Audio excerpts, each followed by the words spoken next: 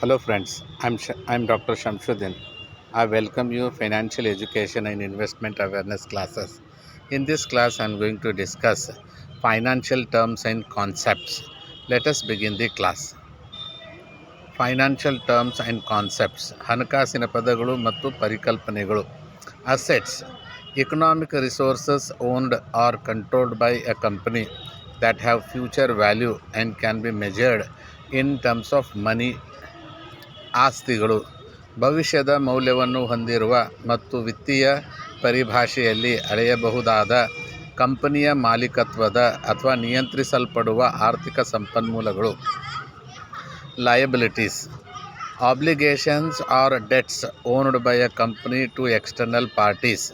ಹೊಣೆಗಾರಿಕೆಗಳು ಕಂಪನಿಯು ಬಾಹ್ಯ ಪಕ್ಷಗಳಿಗೆ ನೀಡಬೇಕಾದ ಬಾಧ್ಯತೆಗಳು ಅಥವಾ ಸಾಲಗಳು. Equity it represents the residual interest in the assets of a company after deducting liabilities.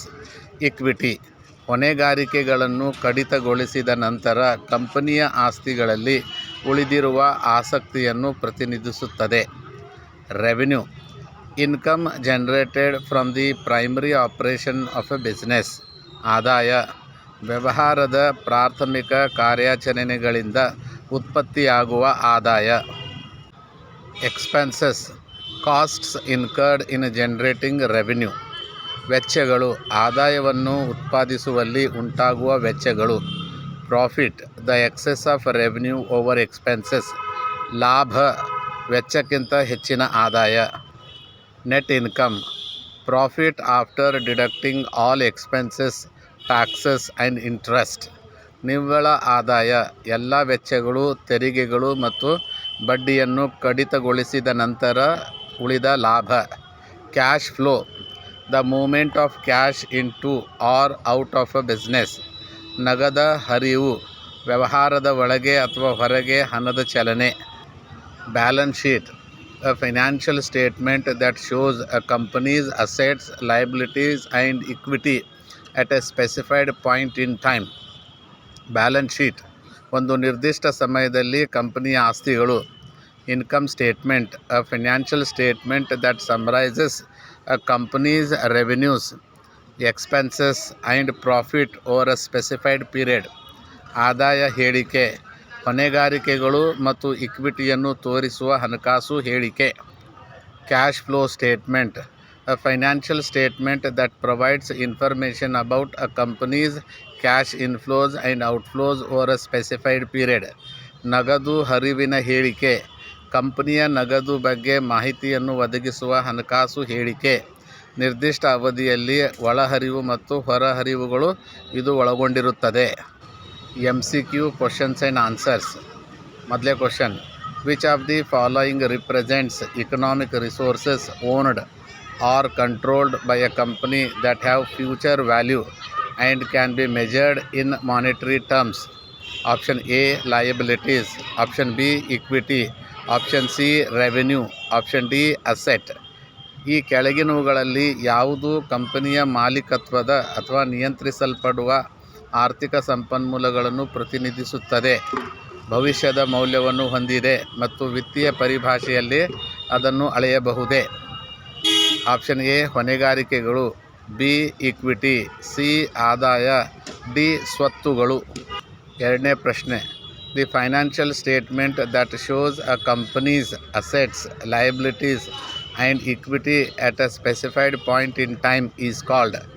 Option A income statement, B cash flow statement, C balance sheet, D statement of retained earnings. ಕಂಪನಿಯ ಸ್ವತ್ತುಗಳು, ಹೊಣೆಗಾರಿಕೆಗಳು ಮತ್ತು ಇಕ್ವಿಟಿಯನ್ನು ನಿರ್ದಿಷ್ಟವಾಗಿ ತೋರಿಸುವ ಹಣಕಾಸು ಹೇಳಿಕೆ ಸಮಯವನ್ನು ಕರೆಯಲಾಗುತ್ತದೆ. ಆಪ್ಷನ್ ಎ ಆದಾಯ ಹೇಳಿಕೆ, ಬಿ ನಗದು ಹರಿವಿನ ಹೇಳಿಕೆ, ಸಿ ಬ್ಯಾಲೆನ್ಸ್ ಶೀಟ್, ಡಿ ಉಳಿಸಿಕೊಂಡಿರುವ ಗಳಿಕೆಯ ಹೇಳಿಕೆ. ಮೂರನೇ question, what does the term net income represent in financial statement?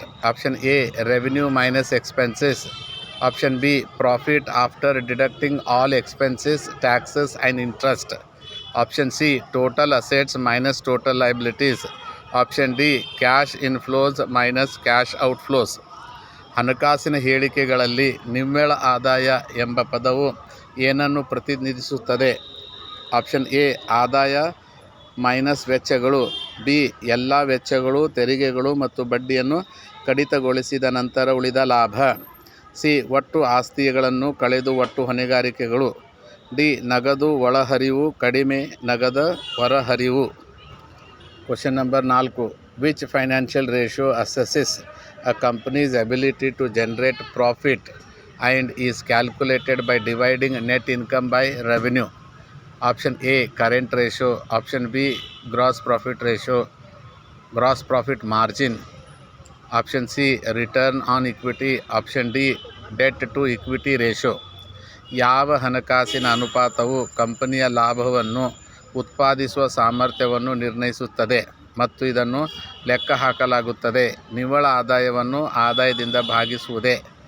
Option A ಪ್ರಸ್ತುತ ಅನುಪಾತ, ಆಪ್ಷನ್ ಬಿ ಒಟ್ಟು ಲಾಭದ ಅಂಚು, ಆಪ್ಷನ್ ಸಿ ಇಕ್ವಿಟಿಯಲ್ಲಿ ಹಿಂತಿರುಗಿ, ಆಪ್ಷನ್ ಡಿ ಸಾಲ ಇಕ್ವಿಟಿ ಅನುಪಾತ.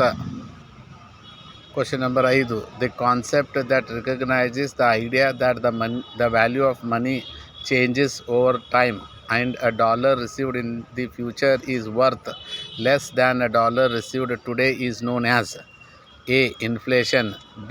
Opportunity cost, C. Time value of money, D. Discounting. ಹಣದ ಮೌಲ್ಯವು ಸಮಯ ಮತ್ತು ಡಾಲರ್ಗೆ ಬದಲಾಗುತ್ತದೆ ಎಂಬ ಕಲ್ಪನೆಯನ್ನು ಗುರುತಿಸುವ ಪರಿಕಲ್ಪನೆ. ಭವಿಷ್ಯದಲ್ಲಿ ಸ್ವೀಕರಿಸಿದ ಮೌಲ್ಯವು ಇಂದು ಸ್ವೀಕರಿಸಿದ ಡಾಲರ್ಗಿಂತ ಕಡಿಮೆ ಮೌಲ್ಯದ್ದಾಗಿದೆ. ಆಪ್ಷನ್ ಎ ಹಣದುಬ್ಬರ, ಆಪ್ಷನ್ ಬಿ ಅವಕಾಶ ವೆಚ್ಚ, ಆಪ್ಷನ್ ಸಿ ಹಣದ ಸಮಯದ ಮೌಲ್ಯ, ಆಪ್ಷನ್ ಡಿ ರಿಯಾಯಿತಿ ನೀಡುತ್ತಿದೆ. What does the process of computing refer to in finance?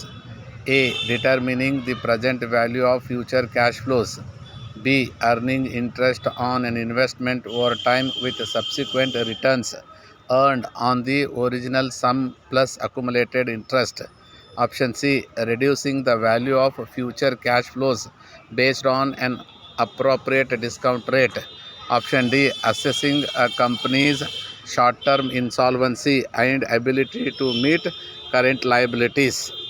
ಸಂಯೋಜಿತ ಪ್ರಕ್ರಿಯೆಯು ಹಣಕಾಸಿನಲ್ಲಿ ಏನನ್ನು ಉಲ್ಲೇಖಿಸುತ್ತದೆ?